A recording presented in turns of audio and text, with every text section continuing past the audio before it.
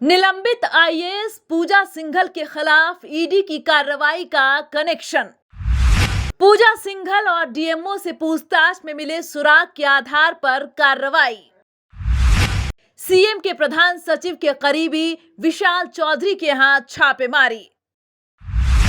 पूजा सिंघल के करीबी त्रिवेणी चौधरी के आवास पर भी ईडी की रेड। निलंबित आईएएस अधिकारी पूजा सिंघल के खिलाफ ईडी की कार्रवाई का कनेक्शन कम नहीं है। पूजा सिंघल और डीएमओ से पूछताछ में जो सुराग मिले हैं, उसी के आधार पर मंगलवार की सुबह से छापेमारी चल रही है।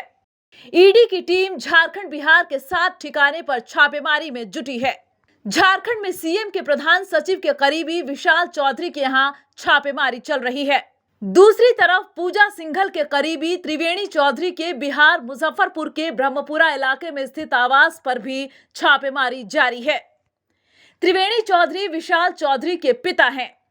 विदेश घूमने के शौकीन विशाल चौधरी ने पिछले 2 वर्षों में तुर्की, स्विट्जरलैंड, श्रीलंका, इंडोनेशिया, यूएई समेत कई देशों का भ्रमण किया है। सूचना है कि पिछले 2 साल में 3 करोड़ से ज्यादा सिर्फ विदेश भ्रमण पर खर्च किया है। रांची का अशोक नगर स्थित घर रेंट पर है। उसके इंटीरियर पर 1 करोड़ से ज्यादा खर्च का अनुमान है। विशाल चौधरी एक्सपोर्ट इंपोर्ट के काम में भी हाथ आजमा रहा था।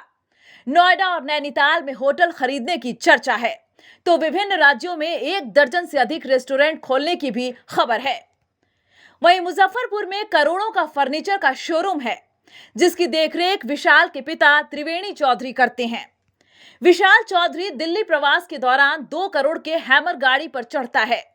विशाल का बेटा जिस स्कूल में पढ़ता है, उस स्कूल की सालाना फीस 40 लाख रुपए बताई जाती है। पिता पुत्र के घर पर एक साथ छापेमारी के बाद कई और खुलासे होने की उम्मीद है। हालांकि मामले में ईडी की ओर से आधिकारिक पुष्टि बाकी है। विशाल चौधरी वोकेशनल और टेक्निकल शिक्षण संस्थान चलाता है। विशाल के इंस्टीट्यूट में कई ब्यूरोक्रेट्स अपने पैसे खपाते थे। वहीं विशाल चौधरी के पिता कौशल विकास विभाग में अधिकारी हैं। ईडी की टीम को लैपटॉप और दस्तावेज मिले हैं। बताया जाता है कि फ्रंटलाइन ग्लोबल सर्विस के मालिक विशाल चौधरी एनजीओ की आड़ में चिटफंड का भी कारोबार करता था। ब्लैक मनी को व्हाइट करने में विशाल चौधरी माहिर माना जाता है, इसलिए कई नौकरशाह से विशाल चौधरी की काफी नजदीकी थी। बताया जाता है कि विशाल चौधरी के अशोक नगर रोड नंबर 6 स्थित घर में कई आईएएस अधिकारियों का आना जाना होता था। विशाल चौधरी का आईफोन ईडी की टीम को घर के बाहर कचरे से मिला है। वहीं इस कचरे से कई अहम कागजात भी ईडी को मिले हैं। इसी में एक कागजात ऐसा है जिसमें कई आईपीएस अधिकारियों के भी नाम हैं। ईडी अब इसका पता लगाएगी। वहीं इन दस्तावेजों में करीब 73 करोड़ रुपए से जुड़े कुछ दस्तावेज भी मिले हैं। इस दस्तावेज से भी ईडी को कई अहम जानकारी और सुराग मिल सकते हैं। विशाल चौधरी के आईफोन से ईडी को निवेश की जानकारी मिली है। मामले को लेकर बीजेपी सांसद निशिकांत दुबे ने भी ट्वीट किया। वैसे सूचना के अनुसार विशाल चौधरी का मोबाइल मोहल्ले के कचरे से बरामद हो गया। कचरे में एप्पल का आईफोन पहली बार सुना। भैया, लगता है कि कचरा ही झारखंड में सब कुछ है। इससे पहले सांसद ने ईडी की छापेमारी के तुरंत बाद ट्वीट कर यह जानकारी दी कि देखिए भैया, हम देर से ट्वीट कर रहे हैं। आज जो छापा चल रहा है ईडी का, वह झाजी और चौधरी जी पर चल रहा है, जो झारखंड के किसी राजा के यहाँ धन पहुंचाने के लिए बिचौलिए थे।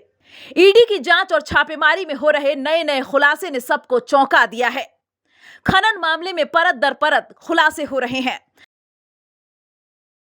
बताया जा रहा है कि ईडी अब इस मामले में भी कुछ आईएएस अधिकारियों से पूछताछ कर सकती है।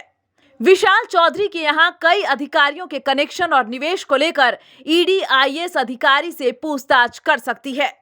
हालांकि ईडी की तरफ से इसकी पुष्टि नहीं की गई है।